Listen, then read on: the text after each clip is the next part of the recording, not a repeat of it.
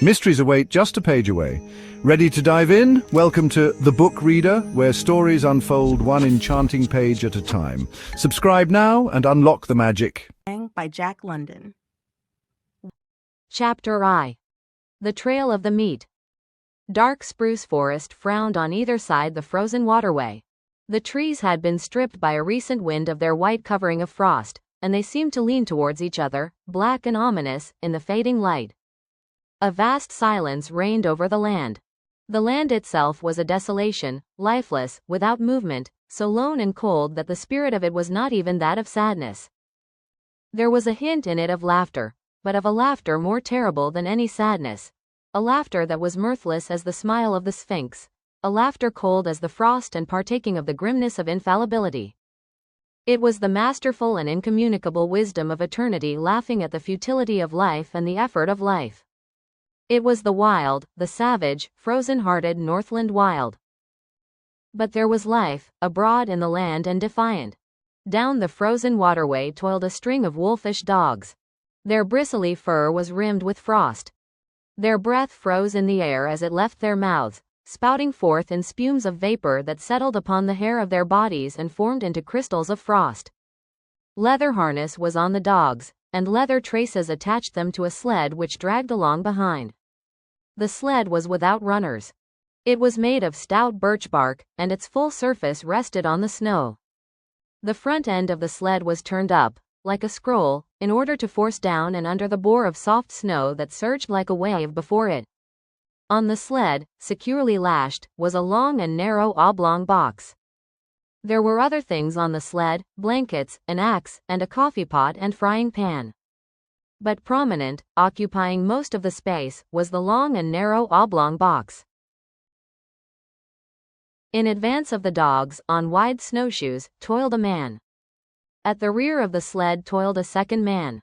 On the sled, in the box, lay a third man whose toil was over, a man whom the wild had conquered and beaten down until he would never move nor struggle again.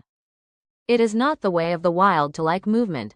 Life is an offense to it, for life is movement. And the wild aims always to destroy movement. It freezes the water to prevent it running to the sea. It drives the sap out of the trees till they are frozen to their mighty hearts. And most ferociously and terribly of all does the wild harry and crush into submission man who is the most restless of life, ever in revolt against the dictum that all movement must in the end come to the cessation of movement. But at front and rear, unawed and indomitable, toiled the two men who were not yet dead. Their bodies were covered with fur and soft-tanned leather. Eyelashes and cheeks and lips were so coated with the crystals from their frozen breath that their faces were not discernible. This gave them the seeming of ghostly masks, undertakers in a spectral world at the funeral of some ghost. But under it all they were men, penetrating the land of desolation and mockery and silence, puny adventurers bent on colossal adventure, pitting themselves against the might of a world as remote and alien and pulseless as the abysses of space. They traveled on without speech, saving their breath for the work of their bodies. On every side was the silence, pressing upon them with a tangible presence. It affected their minds as the many atmospheres of deep water affect the body of the diver. It crushed them with the weight of unending vastness and unalterable decree. It crushed them into the remotest recesses of their own minds, pressing out of them, like juices from the grape, all the false ardors and exaltations and undue self-values of the human soul, until they perceived themselves finite and small, specks and motes, moving with weak cunning and little wisdom amidst the play and interplay of the great blind elements and forces. An hour went by, and a second hour. The pale light of the short sunless day was beginning to fade, when a faint far cry arose on the still air. It soared upward with a swift rush, till it reached its topmost note, where it persisted, palpitant and tense, and then slowly died away. It might have been a lost soul wailing, had it not been invested with a certain sad fierceness and hungry eagerness. The front man turned his head until his eyes met the eyes of the man behind. And then, across the narrow oblong box, each nodded to the other. A second cry arose, piercing the silence with needle-like shrillness. Both men located the sound. It was to the rear, somewhere in the snow expanse they had just traversed. A third and answering cry arose, also to the rear and to the left of the second cry. "They're after us, Bill," said the man at the front. His voice sounded hoarse and unreal, and he had spoken with apparent effort. "Meat is scarce," answered his comrade. "I ain't seen a rabbit sign for days." Thereafter they spoke no more, though their ears were keen for the hunting cries that continued to rise behind them. At the fall of darkness they swung the dogs into a cluster of spruce trees on the edge of the waterway and made a camp. The coffin, at the side of the fire, served for seat and table. The wolf dogs, clustered on the far side of the fire, snarled and bickered among themselves, but evinced no inclination to stray off into the darkness.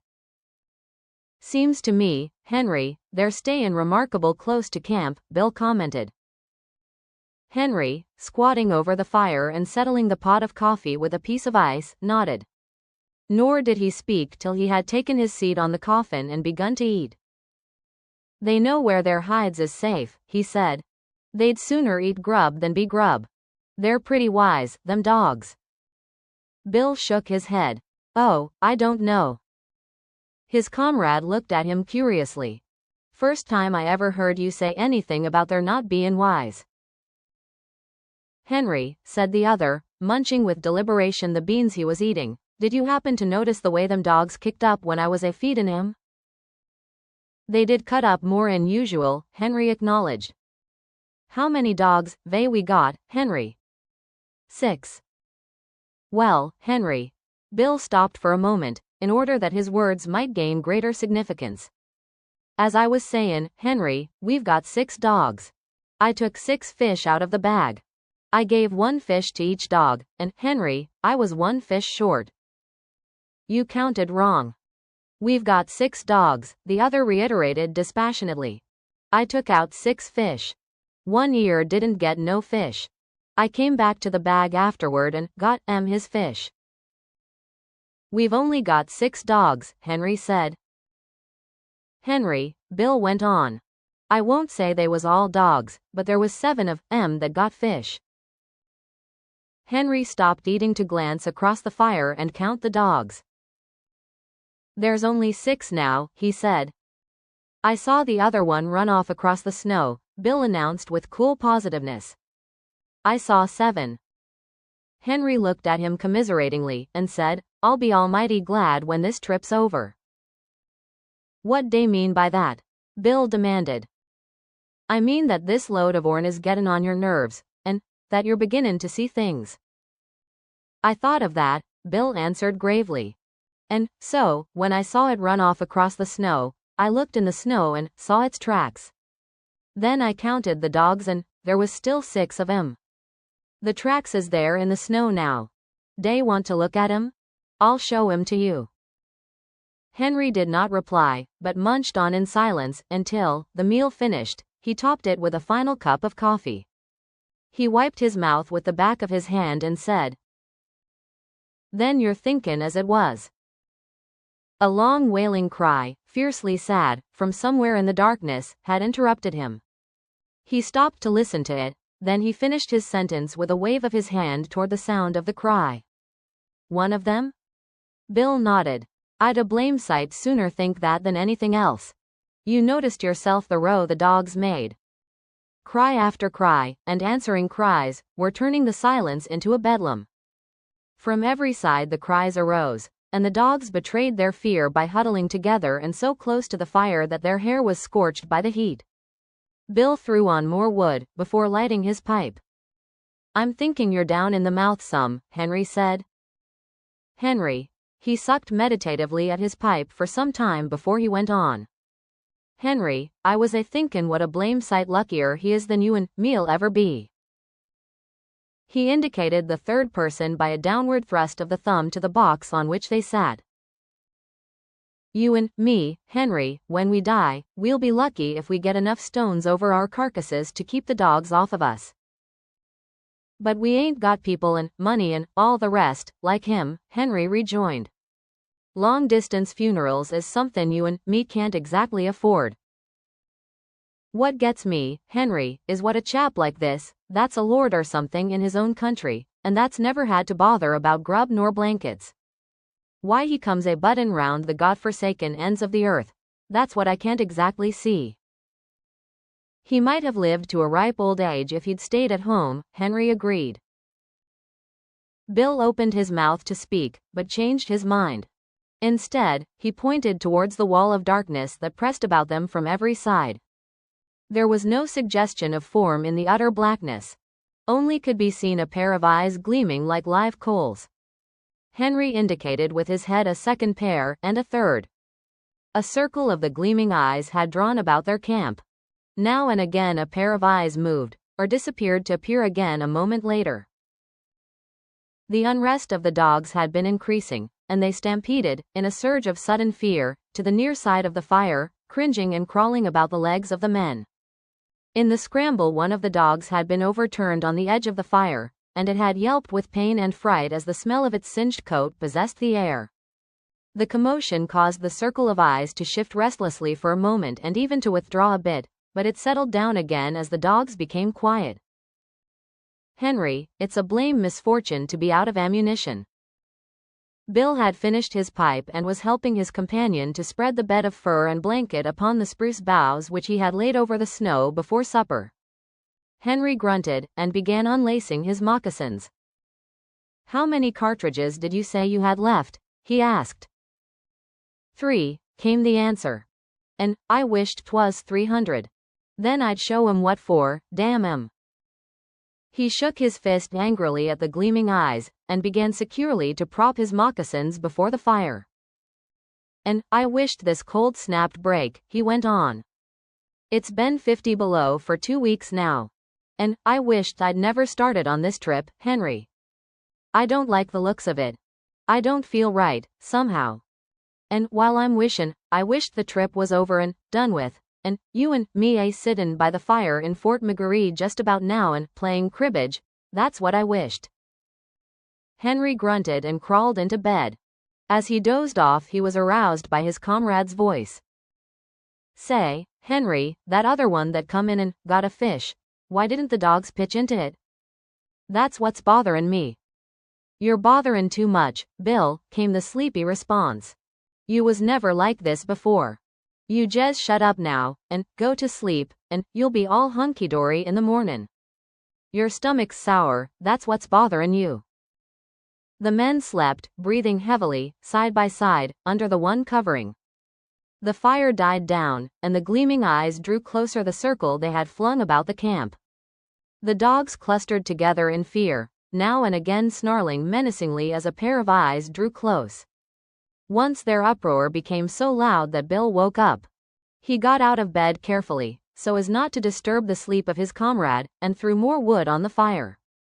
As it began to flame up, the circle of eyes drew farther back. He glanced casually at the huddling dogs. He rubbed his eyes and looked at them more sharply. Then he crawled back into the blankets. "Henry," he said. "Oh, Henry." Henry groaned as he passed from sleep to waking, and demanded, "What's wrong now?" "Nothin'," came the answer. "Only there's 7 of 'em again. I just counted." Henry acknowledged receipt of the information with a grunt that slid into a snore as he drifted back into sleep. In the morning it was Henry who awoke first and routed his companion out of bed. Daylight was yet 3 hours away, though it was already 6 o'clock.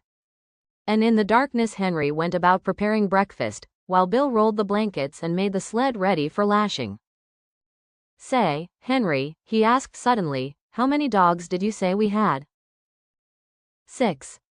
"Wrong," Bill proclaimed triumphantly. 7 again? Henry queried. "No, 5. One's gone." "The hell," Henry cried in wrath, leaving the cooking to come and count the dogs. "You're right, Bill," he concluded. "Fatty's gone. And he went like greased lightnin' once he got started. Couldn't they seen for smoke?" "No chance at all," Henry concluded. "They jes' swallowed alive. I bet he was yelpin' as he went down their throats, damn him." "He always was a fool dog," said Bill. But no fool dog ought to be fool enough to go off and commit suicide that way. He looked over the remainder of the team with a speculative eye that summed up instantly the salient traits of each animal. I bet none of the others would do it.